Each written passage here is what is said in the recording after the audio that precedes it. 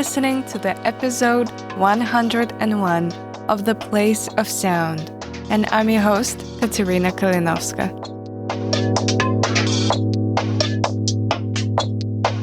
For those of you who are listening to us for the first time, The Place of Sound is a show that explores the themes of space and place using sound and listening.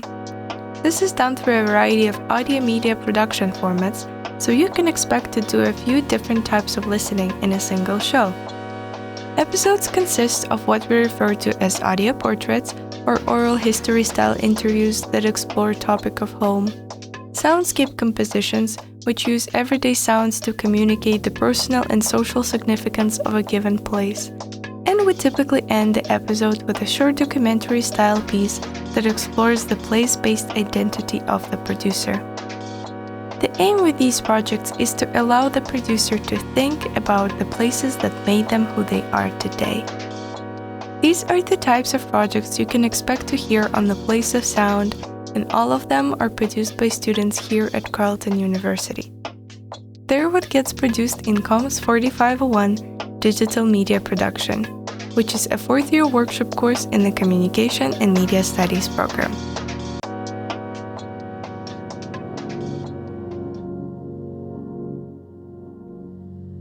Alright, welcome back. I hope everyone had a good break, a chance to slow down a bit, disconnect, or at least step away from deadlines and editing timelines for a moment. We took a short pause over the holidays here at the Place of Sound, but we're officially back now and really excited to start a new season. Before we move forward though, we're going to do what we usually do around this time of year. Take a moment to look back.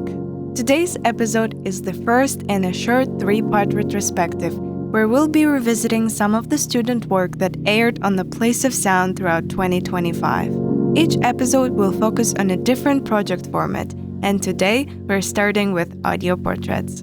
If you're new here, audio portraits are interview-based pieces that explore ideas of home, place, memory, and identity through a single voice.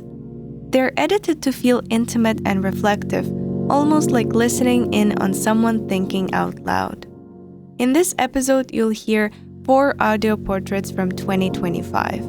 Each one approaches the idea of home differently, through water, migration, architecture, and family.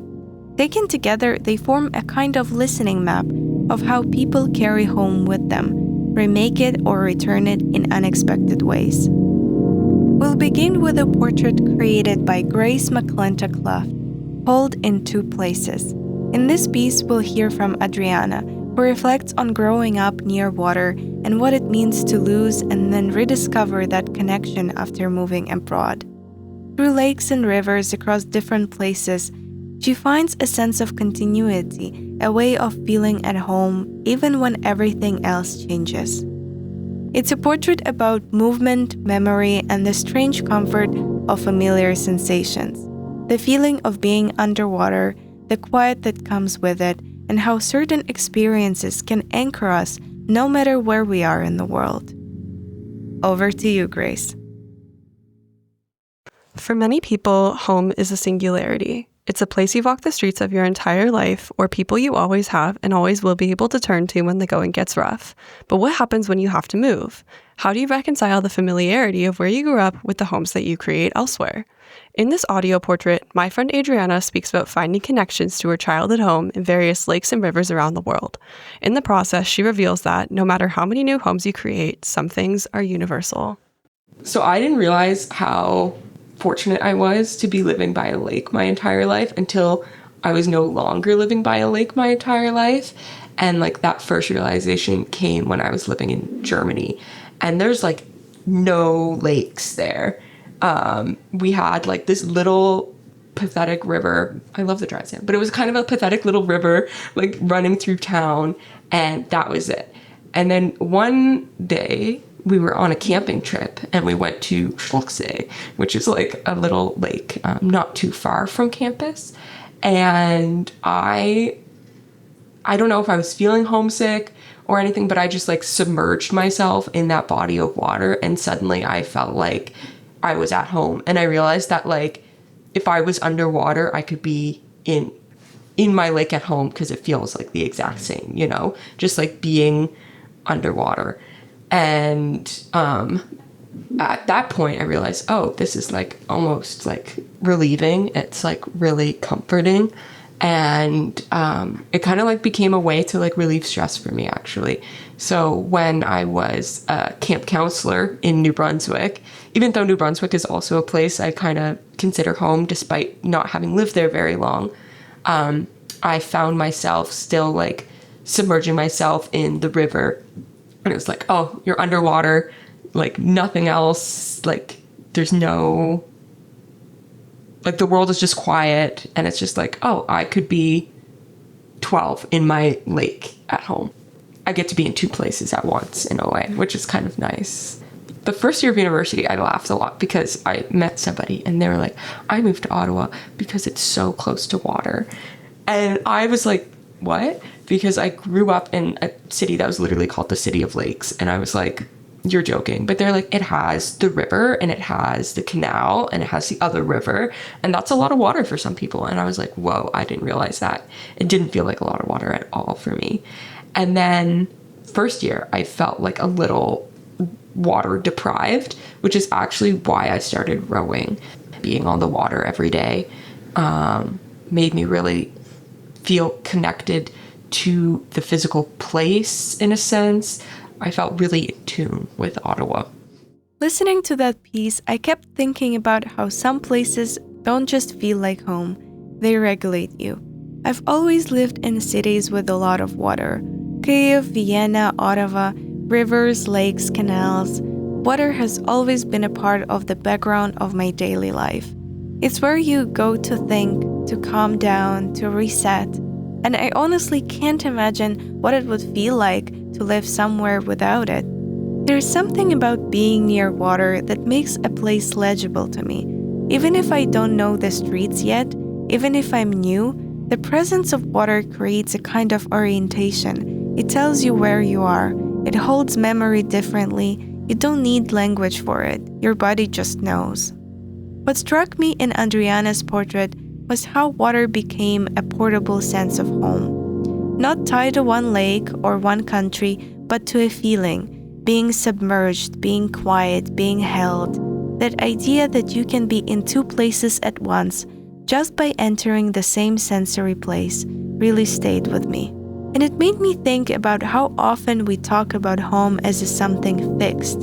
An address, a house, a city, when for many people, home is something they have to reconstruct again and again, sometimes gently, sometimes under pressure. The next audio portrait takes us into that experience more directly. In this piece, Nikki Tavassoli speaks with her mother Miriam about immigrating to Canada from post-revolution Iran, and what it means to rebuild a sense of home after everything familiar has been disrupted. It's a portrait about loss, resilience, and the quiet work of starting over, about how home can shift from a place to a process and eventually to a shared effort. The mic is yours, Nikki. Hi there, my name is Nikki Tavassoli. What you are about to hear is an audio portrait I created in my digital media workshop at Carleton University. In this project, my mom, Miriam, gets vulnerable speaking on her experience with immigrating to Canada from post-revolution Iran in the 1990s, and rediscovering what home means to her in that process. Please enjoy. Home in Iran was so warm, so loving. Lots of gatherings, lots of parties, lots of going out, lots of picnics, because we had a big family there. It was always happening, especially in our house, because my mom was a big host. Like, she loved hosting parties. And we had a huge house, so always all the gatherings, mostly they were in our house. And my mom's uncle, that God bless his soul, he's passed. My mom has passed, but they were the funniest people in our family. Whenever we had parties, we laughed so much. They were joking, they were acting up, and all laughters and good memories. Until the revolution happened. After that, everything changed, everything. The specific moment that my parents decided, yeah, it's time for us to move, was when my brother was like 14 years old. And he went with his friends, kids hang out. And one of those military government people came and slapped my brother so hard that his face was bruised. That, why are you here? Go home. You can't hang out here. And my brother said, it's like 5 p.m. We are just friends spending time. But he said, no. I said, leave. And then he slapped my brother. So when my brother came home and my mom, as soon as she saw his face, she started crying and said, yeah, we have to go. When we came here, we were lonely in the beginning. The first 2 years, it was the hardest. It was so bad. It was so bad because I left all my friends and my family, like grandparents, uncles, aunts, cousins. And in my big family, we were the first one to move out of Iran to Canada. I remember we came Valentine's Day. It was like 40 centimeters of snow. It was freezing cold, 1990. It was so cold. And we were in total shock. Like, because in Iran, we had 2 centimeters of snow, not like here in Canada. So it was a big shock. Everything was cold. We didn't know English. I'm not going to say at all, but we didn't understand the accents. Little by little, we found some good friends and we started making good memories here too. I've been here in Canada more than I've been in Iran. And I love this country.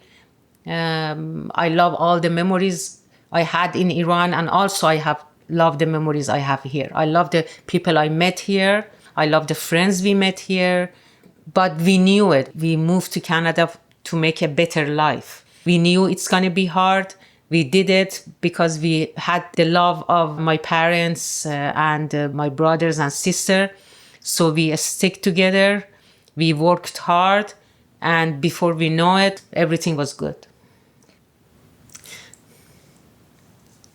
And we bought a house in 1993. So when we bought a house in Canada, because we worked so hard, all of us, my mom, dad, brother, sister, we worked so hard. We saved money, bought our first house in Whitby, Ontario, and it was a 4-bedroom huge house, and it was beautiful. The first lunch that we had together in our new house, it was so good. So we looked at each other and we said, yeah, we made it here. And that house was the house of so many family members that they moved from Iran. Their starter home was our house. All my cousins, they came to our house. They stayed there for a few months until they got on their feet, and then they moved on. That story is a hard one to sit with. I think immigration narratives often get flattened into something clean and linear. Leaving one place, arriving in another, starting over, eventually being grateful. But that version leaves out how complicated it is to leave a home you once loved, even when that home has changed so much that staying is no longer an option. Understanding that you have to leave doesn't make leaving easier. What stayed with me in this portrait was the loneliness of that early period, the shock of arriving somewhere unfamiliar, the loss of language, the absence of extended family, the way warmth and familiarity disappear all at once. And yet there's also this quiet persistence running through it, the idea that home doesn't vanish entirely. It gets carried forward through effort, through togetherness, through work. There's something incredibly powerful about the moment when they buy their first house. Not because it erases what came before, but because it marks a shift from survival to grounding, from uncertainty to a shared sense of we're here now and we're building something together. I think not enough people talk about how much grief is wrapped in moving on, about how loving a new place doesn't mean you stop loving the old one, about how home can exist in multiple timelines at once. The next audio portrait continues this idea of home as something shaped over time, but from a very different angle.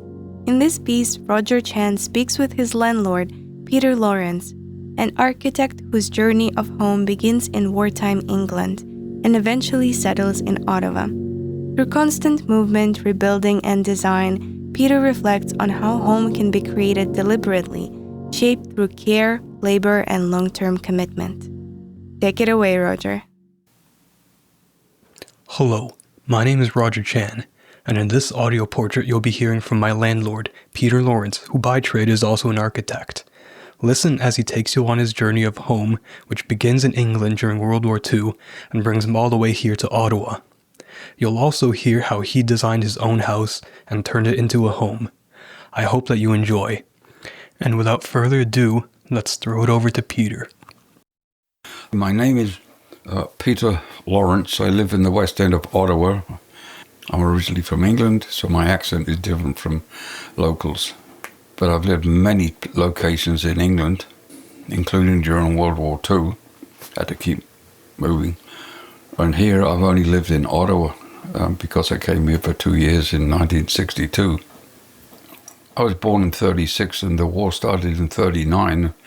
And in 41, the Germans were bombing us every night. And one night the house came in on top of us. The bombs they were dropping.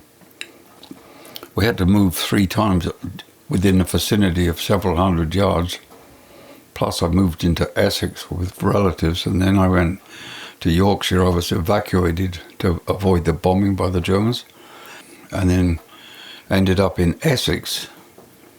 And when my father came back from North Africa, we moved to southern England to Aldershot for a term, and then into Buckinghamshire where he got posted, and then into Essex. The fact that I moved to Dunmow with my father when he got posted in Essex, which is, I said, northeast of London, about 50 miles. Well, my wife also came out of East London avoiding the bombing, and she ended up at the same place that we met as teenagers. And then when I finished high school, I started an apprenticeship in Chelmsford in engineering, 6 years. And then went to London to do postgraduate work at London University. And as I finished there, I got a job here in research and development. My wife accidentally discovered this property on the river, and we took the gamble and moved here. That was 62 years ago. Can you believe that? We bought a crappy cottage. There's no other way to describe it. And that was in September 1st, 1974. Well, we moved in with 4 kids, and it was 1,000 square foot, and the septic system didn't work, and the roof leaked, and the insulation was bad, so we literally had to work hard to evolve it to be a very comfortable environment, and that suited the location as well. And we took years of building it and expanding it. So since the first construction was building a garage on the front of the house, and that was 2 months later, and so it started then. So it's been a long, slow design process of contracting and getting. There was no second level. The front door area where all the furniture as you've seen out there didn't exist. So there's evolving stages which we took and built. It's a place of identity and stability and comfort and companionship and the physical roots. Listening to that portrait, I kept thinking about how much work goes into staying.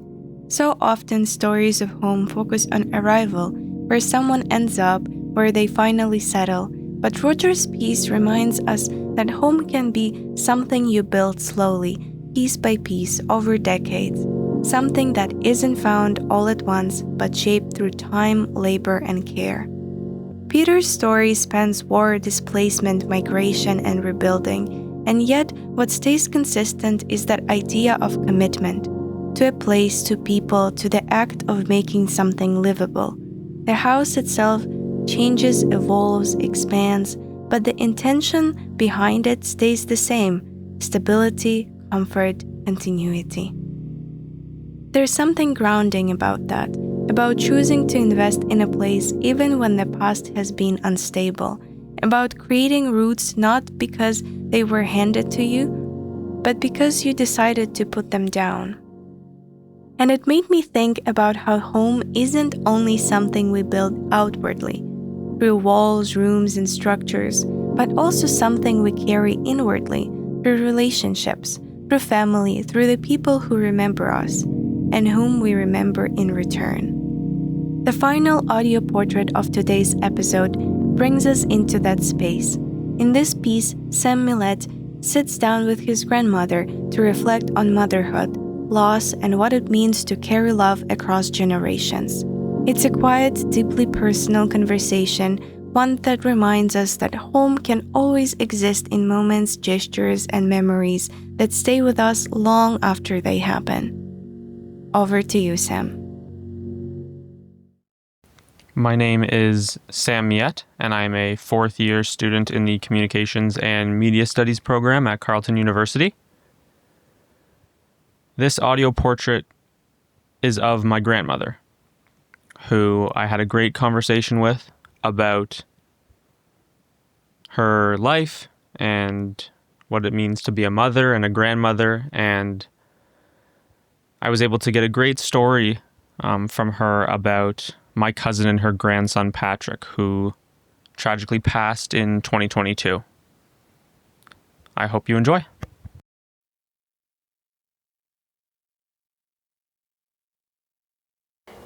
With grandchildren, I've always felt it gives you a second chance in life when you're not as busy, not as concerned with, things that need to be done, and so you just relax and thoroughly enjoy them.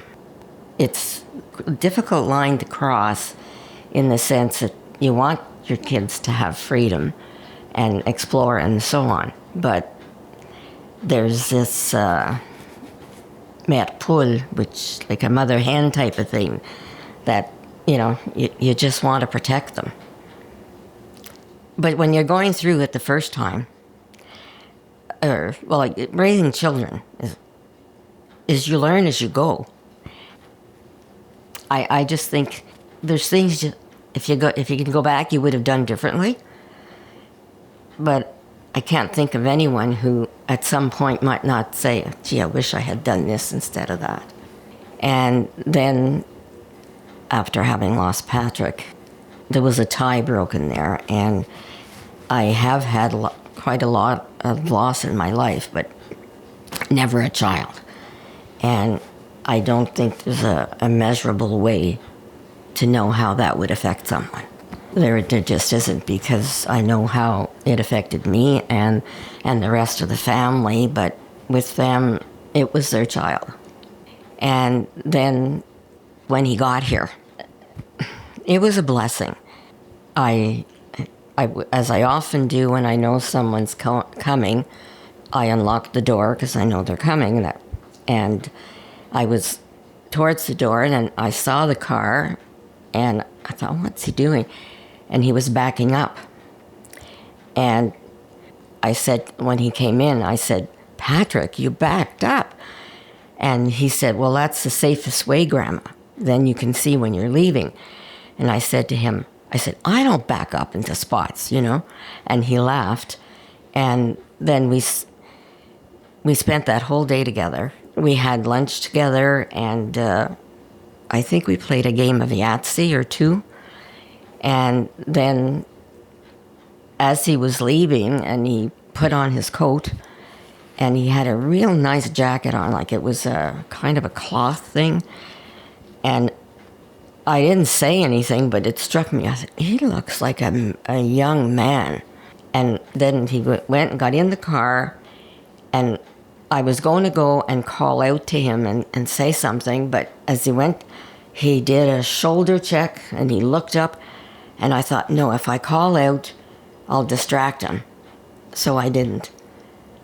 And those images are forever with me, you know. I had that day. And what I wanted to see, what we started, you know, just as a couple, then having children, it doesn't come to a dead stop. It continues, you know. That piece stayed with me for a long time after I first heard it. There's something incredibly tender about listening to a grandparent reflect, not just on love, but on time, on the moments that pass quietly while you're inside them and only later reveal how significant they were. What struck me most wasn't just the story of loss, but the way memory works, how small details stay vivid, a car pulling in, a jacket, a pause before calling out. It's a reminder that home isn't always a place or even a person. Sometimes it's a moment you return to again and again. A feeling of being present with someone, of knowing when to speak and when to let something pass so it can remain intact. What I appreciate about this portrait is its restraint. It doesn't rush to explain grief or resolve it. It simply sits with it, with love that continues even after absence. And in doing so, it opens up space for listeners to bring their own memories into the sound. Taken together, the audio portraits we've heard today trace very different paths. Through water, migration, rebuilding, and family, they all circle around the same idea that home is something we feel, remember, and remake over time. This brings us to the end of the first part of our 2025 retrospective. In the next episode, we'll shift our listening away from voices and toward environments as we revisit soundscape compositions from 2025, pieces that use everyday sounds to map out memory, place, and presence in a different way. Until then, thank you for listening.